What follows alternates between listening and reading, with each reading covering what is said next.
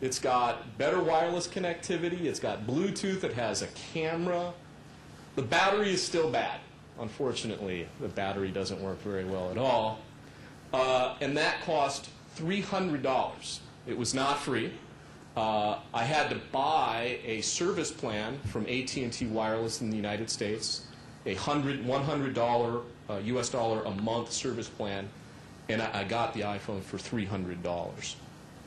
And that's all sort of interesting, right? But now there's something much more interesting. And that is the PC that I also have. I have an HP Mini 1000. And just so you know, I also have an Acer and an Asus and a Dell, and I have all of them. I have to pick one randomly. But look at this computer. It's got a pretty good processor in there. It's got an Atom chip in there. It's fast and performant. It's got a lot of storage, 120 gigs in there.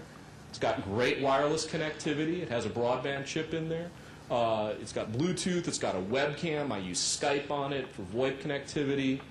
My phone number actually comes to my netbook. I've got a full Office productivity suite in OpenOffice, totally compatible with Microsoft products, with Microsoft Office. And the battery, it's a little better. We could use some work on the battery. I think everybody knows that. But look at the cost. It was $279 retail. No wireless service plan, nothing. It's cheaper than my phone. That's a pretty amazing development. And that's going to have what you're seeing here. It just replace it with an Android phone, with any other phone, with any other netbook. The example is the same. These two worlds are coming together. Acer and Asus's new competition is not Dell and HP, it's Nokia, it's Motorola, it's Samsung, Sony Ericsson. That is a very different place for the PC industry. And so, what do we mean in this world about the desktop? What is the desktop in this new converged market? Is a smartphone the new desktop? Is that it? Is that how people are going to access the internet? Are MIDs, netbooks, nettops, is that the new desktop? People, when you work at the Linux Foundation, people always ask you, what's Linux on the desktop? What's going to be the new desktop? Tell me about the desktop. Everyone wants to know. And the answer is we're not quite sure. Is this the desktop? Is the browser the new desktop? Is everybody going to do everything in a web browser? I hear that all the time, especially from the Mozilla Foundation. Is the Quick Boot, the Splash Top, or this type of technology from Phoenix or Device VM, is that the new desktop? Not sure. Is your TV the new desktop? Is your Sony or your Samsung television the way you're going to get on the internet, the way you're going to access your desktop? The important thing to remember is in all these examples, every single one of these examples, the common denominator, the thing that is the same across all of them, is Linux. Linux is the fundamental platform that is powering this changing desktop, this converged marketplace. Why is that? Why is Linux used in so many of the examples I just gave you? Well, because it has some fundamental advantages as a platform over its primary competitor, Windows. And if it's not Windows, just insert another OS. Doesn't even matter. I'm using Windows as an example, but it could be any other proprietary or closed operating system. The advantages are huge for Linux in this market. Cost. Now remember, my phone before was free.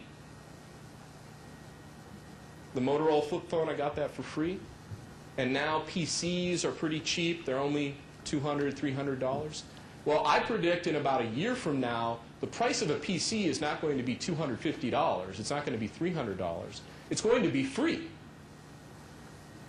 People are going to go get PCs for free, and carriers will subsidize them in exchange for monthly service plans.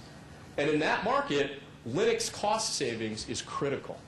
You can't have an expensive operating system on a device that you're giving away for free. The math does not add up in that marketplace. Linux is so competitive because the code is freely available, because everyone shares in the development. It's not just one company that has to recoup the total cost of the platform. It's spread across many companies and individuals. And so because of that competition and because of that shared development, the cost is fundamentally better than any other platform. Driver support. Somebody asked about driver support. Driver support for Linux is getting better every day. It's just a different model than people are used to for producing device drivers. If you can remember one thing about device support for Linux today, remember that it's just a different model. Instead of producing the driver on your own, you produce the driver in the Linux kernel community. And when you produce your driver with the community, what you get in exchange for that is lifetime support. Now you don't have to support the driver every time the kernel changes. The device driver, the community, will support it for you. There's no changing the driver every time a new version of Linux comes out. It just is going to work because that's the model. Now, the big difference is you have to work with other people in the Linux kernel community. That's really the big difference. In Windows, you can go create a driver on your own. You've got the APIs. You build it. There's a lot of code replication there. Sometimes there's security issues, but that's the main difference. When everybody's working together on driver support, I assure you that it's a much more competitive world. And long term, it's much better. And if Vista taught us one lesson, this is the important lesson, that Linux will have a much more sustainable driver support ecosystem than any other platform. Another fundamental advantage for Linux in a television, a MID, a set-top box, a phone, a netbook, a MID, a net-top, it can be custom branded. You can call it anything you want. You can call it the Acer operating system, the ASUS operating system. You can call it Ubuntu. You can call it Red Hat. You can call it whatever you want. What that does is it puts your brand in front of a customer, giving you a better, more differentiated experience, and therefore a higher profit margin. Linux has terrific application support. Now, Windows has more applications out there, commercial applications, than Linux. When I say application support, I mean free application support out of the box. When you get a Linux PC, a Linux MID, a Linux NetTop, you get an Office productivity suite that is just as good as Microsoft Office. You get VoIP, you get a photo editor, you get a music player, you get a full suite of totally free software immediately. You don't have to go pay $200–300 for Microsoft Office or for a photo editing suite and so forth. So that's an important thing to remember, is that the out-of-the-box software experience on Linux is excellent, but also it's important to remember that more and more software vendors are porting their applications to Linux every single day. And the reason they're doing it is because they understand this. Software companies like Adobe and others in the US in particular very much understand the disruptive nature of Linux and the importance of Linux as a platform. Time to market is faster with Linux because you have access to the code. You can test, debug, make changes very quickly in order to get a high-performing device into market. And finally, there's lots of ways for using Linux for OEMs, like many of them here in Taiwan, to profit.